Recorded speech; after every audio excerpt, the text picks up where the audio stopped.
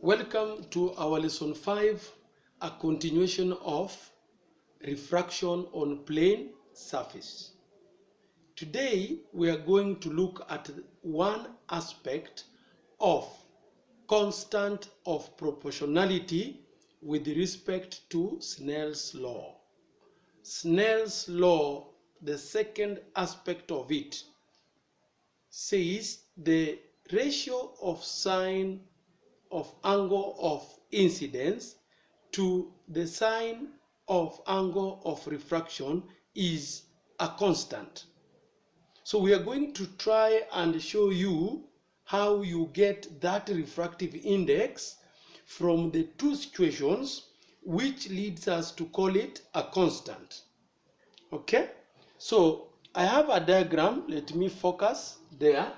I have a diagram. I have air, I have medium 1, and here I have medium 2. The angle of incidence, the very first one in air, I've denoted it by letter IA, I subscript A, okay? And you can have the same at the end. The assumption here is that the interface are parallel. For it to emerge at such an angle, the assumption is the interface are parallel. So mathematically this angle will be the same as that. Okay? But let us see now. I've denoted this angle here, angle R1, which is the same as this by virtue of the normals being parallel. By virtue of normals being parallel. Then I have another angle of refraction R2 here, which will be the same as this by virtue of normal 2 and normal 3 being parallel. So using such angles, how do we go about it? Let us think movement from air to medium 1. Air to medium 1. So these are the angles in play, IA and R1. So refractive index here from air to medium 1 would be sine IA over sine R1 here. Okay. That is the expression for refractive index with respect to air. So refractive index of 1 with respect to air, coming from air to medium 1. Suppose it is air to medium 2. See now, from air to medium 2. So you can kind of, this is not there. So we like this fits here. This line fits here. So you have IA over R2. Okay? What do I mean? Literally, if you want to follow it, suppose you didn't have that part. You didn't have that. So this comes and fits there. That's what we mean. Suppose this was not there. So this line came here. So you will still have I1 with R2. Okay? So refractive index with respect to medium 2 would mean sine IA over R2. Okay? Can I repeat there? I'm talking of air to medium 2. So what are we talking in a nutshell? We are covering something here. Okay?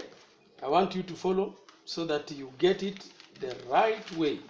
Let me follow this paper here. It's like we don't have medium 1 now. Okay? We don't have medium 1. So this part, bring it here. Okay? We don't have medium 1. So this, bring it here. So this exists and R2 exists. So when you put them in the formula, you write sine IA over sine R2. Okay? Now, if you make sine IA the subject, sine IA the subject here, from 1 and 2, so from 1, sine IA is the subject, then you have sine IA is the subject, then you have A N1 sine R1. This times that gives you that, which I've written here. What about from 2? Sine IA, if you make it the subject, it means you multiply this times that. So what do we have? AN2 times sine R2, which is this. Okay? So if you analyze the question down here, okay, I just write N1, okay, N1 sine R1 is equal to R1, okay, so we have N1, you can even write AN1, it doesn't matter, but this is the major thing, because I've compared the situations, two situations, but with respect to air. In situation 1, ray is moving from air to medium 1. In situation 2, I've shown you I'm comparing again from air to medium 2. So, in a sense, the beginning where the ray comes from is air. But it is going to medium 1 and the second situation to medium 2. So, after making sine IA the subject, the two are equated, which give rise to this. Okay? This is a formula which you can also use in your work. N1 over N2, if I separate them, is sine R2 over sine R1. So when you cross multiply, you get this. So this is in fraction form. This is in fraction form. This is when you cross multiply. Very important for you. It will help you at some point. Okay? So you have two different media, but the ray is coming from the same air.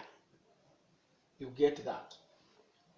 Before I conclude, I want us to focus down so that we can see a few things here. I'll be pushing it down.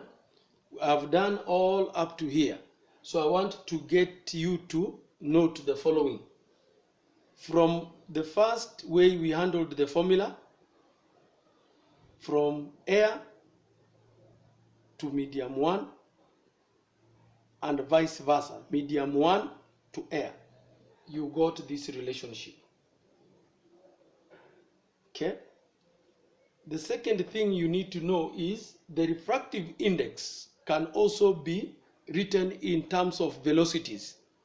In some books, they use V for velocity, but others use C for velocity.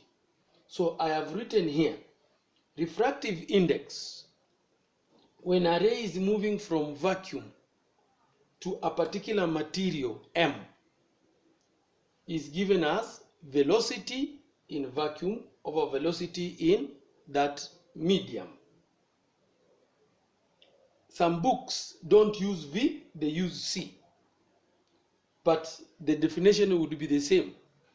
When you have the ratio of velocity in vacuum to velocity in a particular material, then you get refractive index of that material.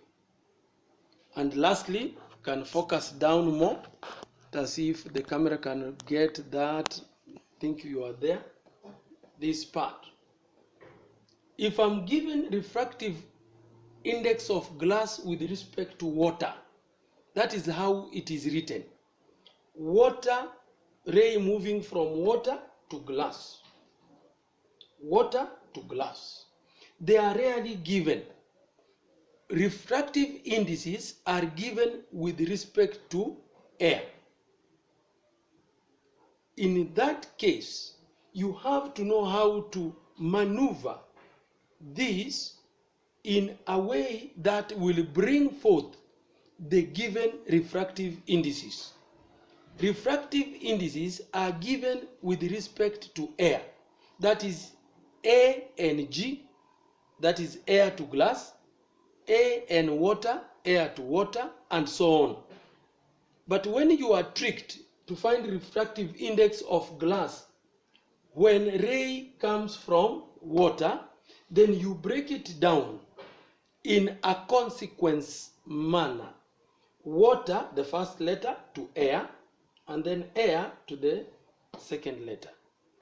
I'll repeat, it will always be water to air, and then air to glass. That is the sequence.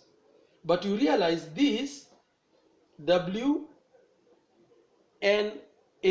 can be written as 1 over, you change the sequence, AW.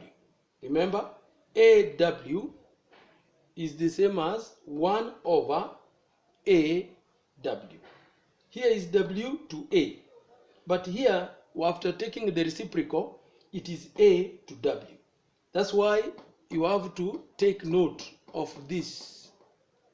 This comes as soon as we introduce refractive index.